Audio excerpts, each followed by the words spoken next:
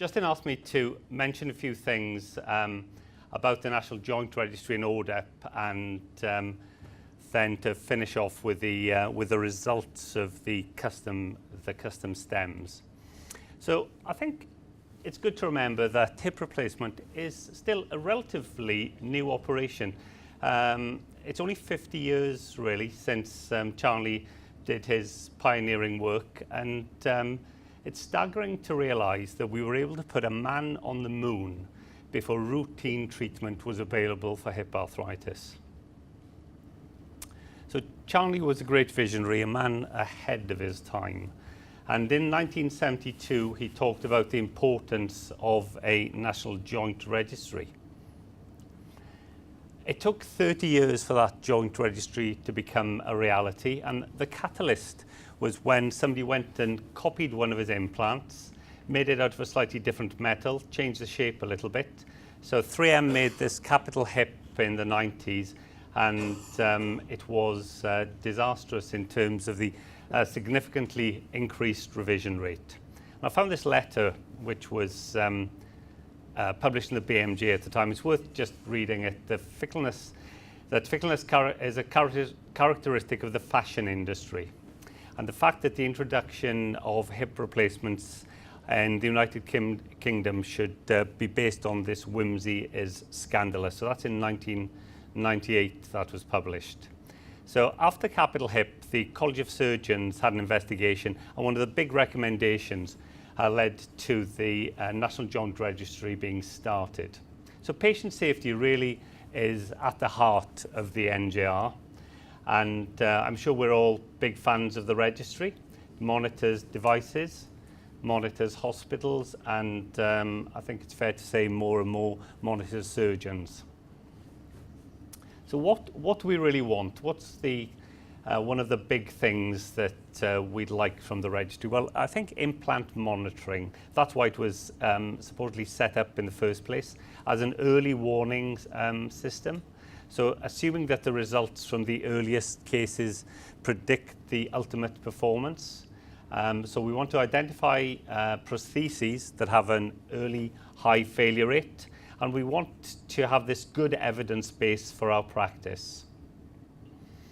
So the success of the registry, first and foremost, depends on reliable data input. It's got to be built on a solid foundation, and then it's got to have good, sound statistical interpretation that's accurate and dependable, and the people running it have to have some insight and understanding of the possible co-founders. So they have to be sympathetic to us. And the Swedish Hip Registry is the best example of such a registry. It's been going for 40 years. It's 100% participation, and it's 98.5 complete. And I think we can draw a lot of comfort that the results from the Swedish Hip Registry, that the NJR results run largely in parallel for most things. And if you have any doubt at all that whether the registry is a good thing or not, just look at the data from Sweden, how the registry has benefited the population there over the first 20 years, how the revision rate, the failure by revision rate has got less and less over a 20-year period. And now Sweden has the high success rate with primary hip replacement of any country, with 96% 10-year revision-free survival. So the NJR was born in 2002, became mandatory for all hospitals in 2011, but the first year that the data was audited was 2014-15. So therefore, the 10-year results on implants performance based on the registry data was never validated. And the NICE guidelines are based on this data. Lots of surgeons and implants have become outliers on the basis of this, largely unaudited information. And in the most recent joint registry output. The report from October last year, the 14th annual report, the medical director in his opening remarks stated that there was a systematic underreporting of revision procedures in the audited trusts and health boards. The ratio of missing primaries for hip and knee replacement, approximately 20:1 and 23:1 respectively, whilst the ratio of missing revision procedures at 12:1 and 10:1 is significantly higher. Now, how important is this that there's some missing data? Well, I heard this talk given in the WAOS annual meeting 2015, and it's based on a theoretical joint registry, a theoretical database, looking at the effect that the rate of enrolment has on the detection of implant failure. And this is based on a data that's missing in a truly random way. And I think it's reassuring to see that if the data is missing in a truly random way, then for an implant with a relatively modest, with a relatively high failure rate, it's detected very early. And even with when the failure rate is fairly modest, once you get up to about between 50 and 80% data collection, the difference between that and 100% is not so good. So I think if the data is missing in a random way, we can be comforted.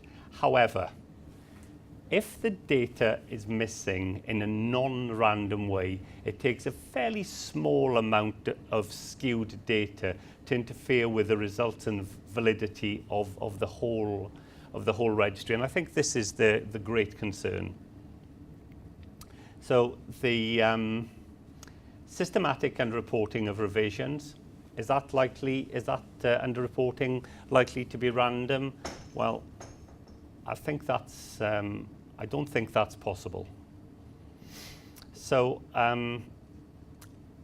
as I said at the beginning, the registry was set up to try, one of the primary reasons why the registry was set up, to try and get early detection of failing implants. So how did it do with the ASR?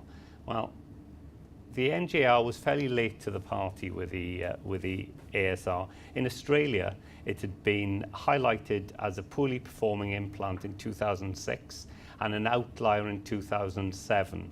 And in this country, it was really a group of surgeons from North Tees who went directly to the MHRA and forced them to act in March 2010 rather than a directive from the registry itself.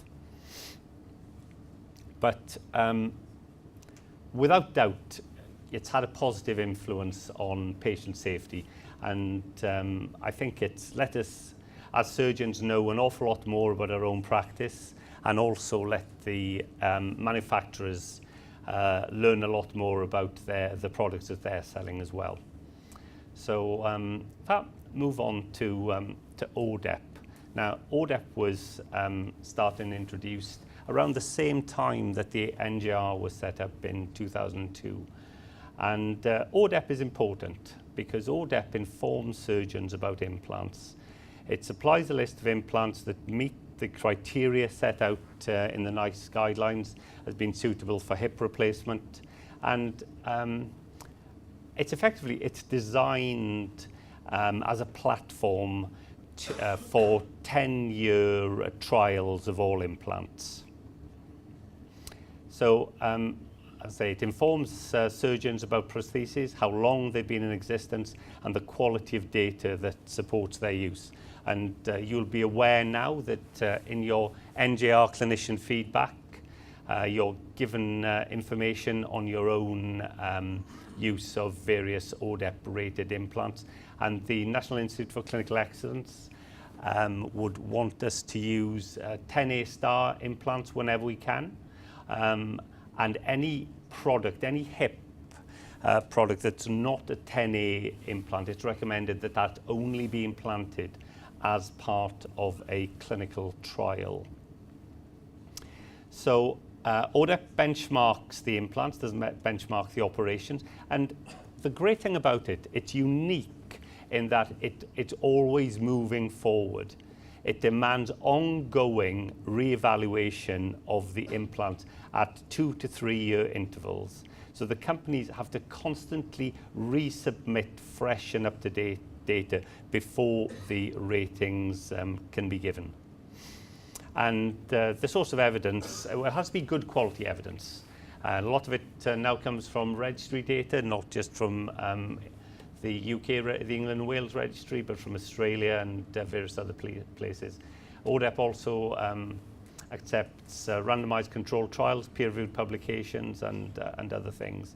And during the ODEP meetings, some thought is given to ensure that no available data has been omitted by the implant companies as well. So implants have to keep moving forward. They can't stop. You can't get an ODEP rating and then forget about it. The aim of ODEP is that all implants progress and progress towards well, ideally a 10A star rating.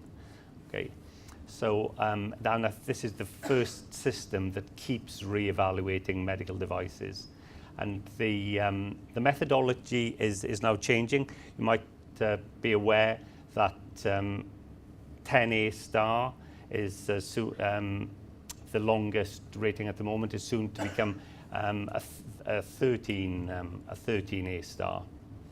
And there's some other changes in ODEP methodology as well. In the past, the time frames, the 3, 5, 7, 10-year time frames been given for revision rates of 3%, 5%, 7%, and 10%. But now it's proposed that the benchmarks are given on real-world data, information taken from the joint registry. So for example, the 10A star rating will be given on the basis of the 10-year survival of the best implants from the joint registry with a 2% cushion added in. So a maximum revision rate based on a 2% margin above the observed rate at the time points. So ODEP doesn't tell us whether one implant is better than another. It doesn't predict what will happen over time. A 3A star implant can turn out to have better long-term results than a 10A star implant. And it's worth remembering that the ASR itself was once a 3A rated implant. So a development from ODEP, the introduction of new implants. Well, without new implants, without innovation, there wouldn't be any progress. And we might be talking today about arthritis and girdle stones. So, but not all innovation is for the good. It's important to introduce it in a careful and sensible way. So if we talk about the introduction of new implants, look, this is the way they were introduced. The ASR, within 6 weeks of being available, was used in 70 hospitals in England and Wales, okay, with little evidence to support its use. So if our goal is to have an excellent long-term results for the people that we're treating, these new implants may well have better outcomes than the old implants, but they just don't have the evidence to show that. And theoretical advances don't always deliver. So we have to think carefully about how new technology can be safely delivered to the patient. And we must remember that we have this duty of care. The GMC tells us that we must follow the principles of good medical practice. And also, we have a duty to gather and use the best quality information possible. So he was following the principles laid down by Archie Cochrane, who's probably one of the most influential doctors of the last century, was professor of chest medicine at Llandoch Hospital here in Cardiff. So this is the way it was, chaotic innovation. The market would be flooded with a new implant, and after a little while people would start to think whether it worked or not, and start to test its efficacy. Now, it was proposed over 20 years ago by Hedrick Malchow that a stepwise innovation was more sensible, and that a structured approach would be slower but would protect patients.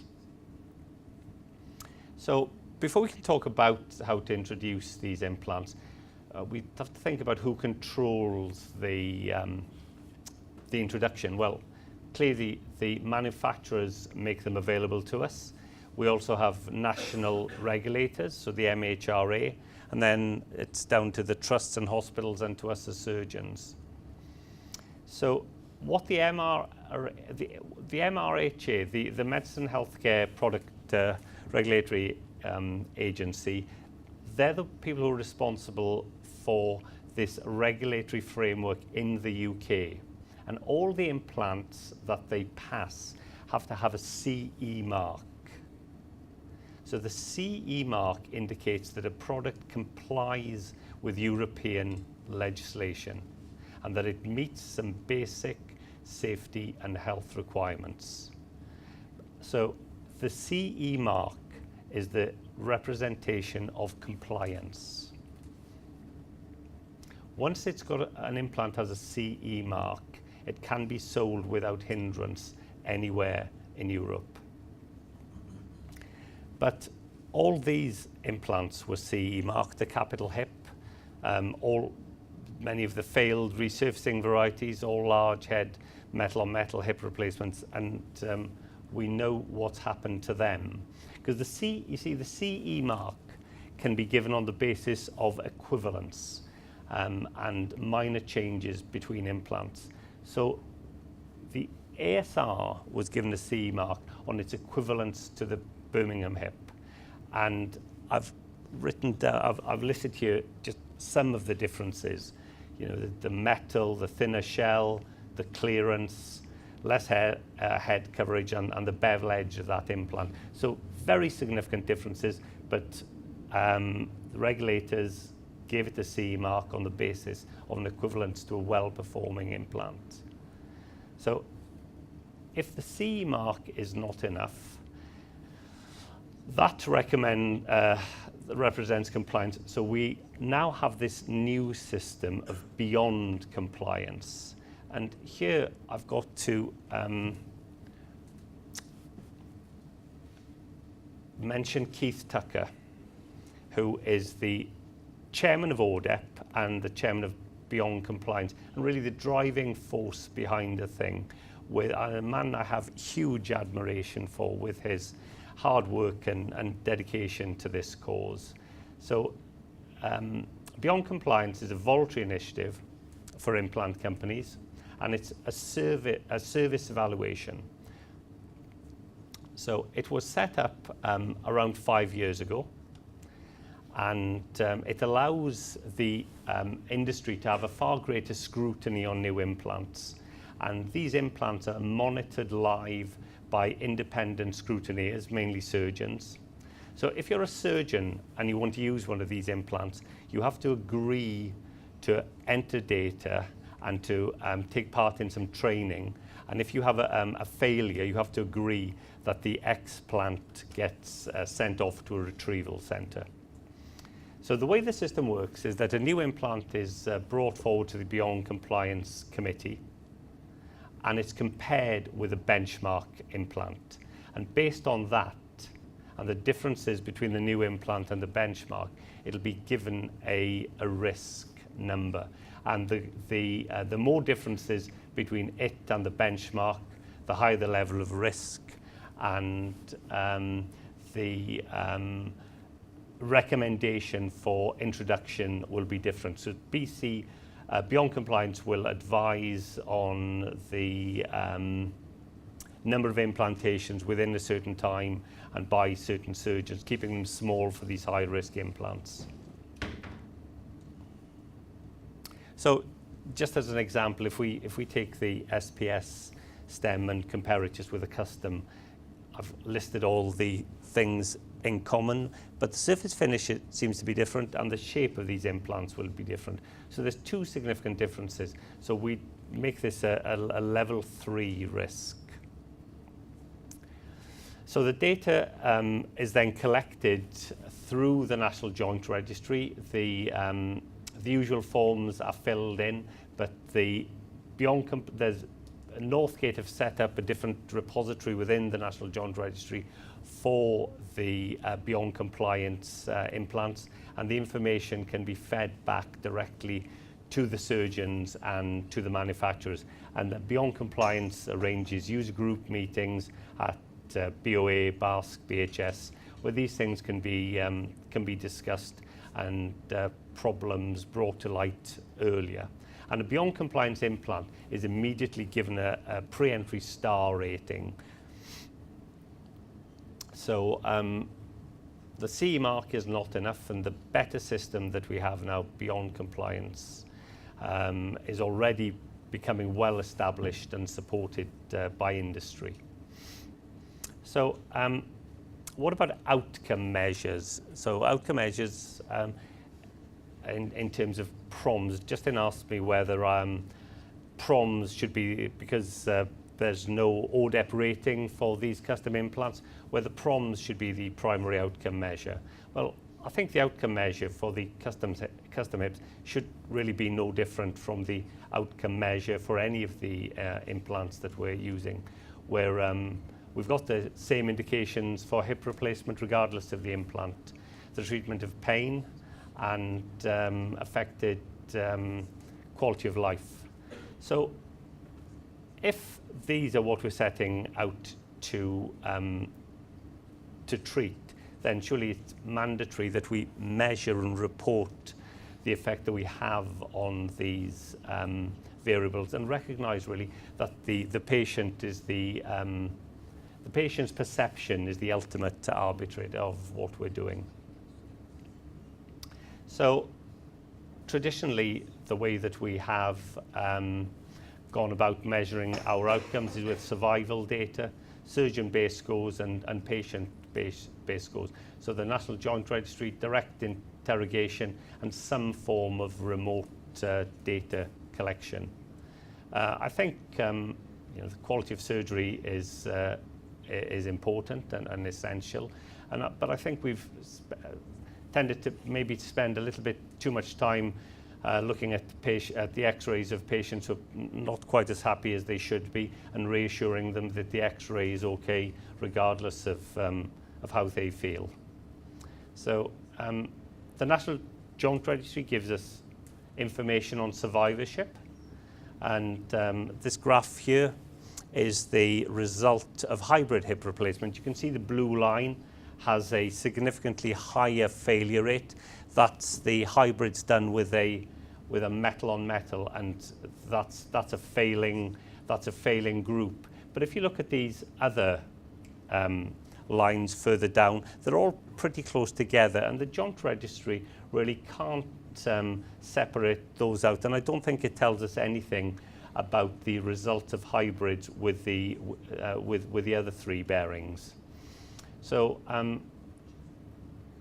the success of these surgeries, where the graphs of survivorship are close together, tell us nothing. One of these implants could well be a failing hip that's technically unrevisable and left as it is with a very unhappy patient, but a very healthy-looking NJR graph. So the results from the Joint Registry more often now are showing a 95% 10-year survival rate, but they tell us nothing about ongoing pain and symptoms. So what is the real success of surgery then? Is it to be pain-free? or patients are rarely completely free of pain, or is it enough just to have less pain than before the surgery, or should we focus on whether the patient is generally happy, whether they'd recommend the operation to a friend or to have it again? So there's something that isn't quite right here. We know we've got a very good operation, but I don't think we're quite as clever as we think. We know that around 10% of our hip replacement patients still have significant pain, but everywhere where we look at our graphs and our registry data, we've got this 95% survival rate, but yet 10% of people are still in pain. So I think we've got to be a little bit smarter at the way that we assess our outcomes. So the results of the custom stems themselves. Now, I was able to get some information directly from the joint registry, fairly up-to-date information on the data that they hold, and you can. So the implants first went in. The first one was in November 2007. So we got 10-year data. Okay, and there's 321 procedures recorded in the joint registry, done in nearly 50 centres by 58 consultants. So nobody's got, certainly nobody in England and Wales has a very high, have very high personal numbers. Nobody's got a huge personal experience of these. I think there are a handful of surgeons who have done more than 30. So, and most of the implantations have been performed in the last 5 years. So I've got the data here, the implants at risk over certain time periods. Okay, and the demographics. So the mean age of this group in the National Joint Registry, 55% of them are under 50, and interestingly, if you look at the bottom there, at the BMI info, only 20% of them are within what's considered to be a normal weight group. And very reassuringly, I think to date there's only 2 recorded revisions within the joint registry, one for infection and one for aseptic loosening. Now, in a cohort of this size, the joint registry statisticians would expect to see around five revisions. So they have this ratio, revised versus expected, to be 0.41. So anything under 1 is good. So I think they can draw a lot of comfort from these results. Here we are again. So the actual number revised out of the 321 is 2, with an expected revision rate of 4.7. So I think that when you consider that these operations are pretty high-risk operations, I would say, done in people with unusual anatomy. It's difficult surgery to perform. The majority of people doing them are barely into double figures, so you wouldn't really say that they're truly out of a learning curve. The demographics of the patients, they're young people, so it's an operation that you think is set up for failure, but the results are good. The results are very encouraging. So I think be reassured to continue with their use. So yeah, that's about everything I've got to say about these things.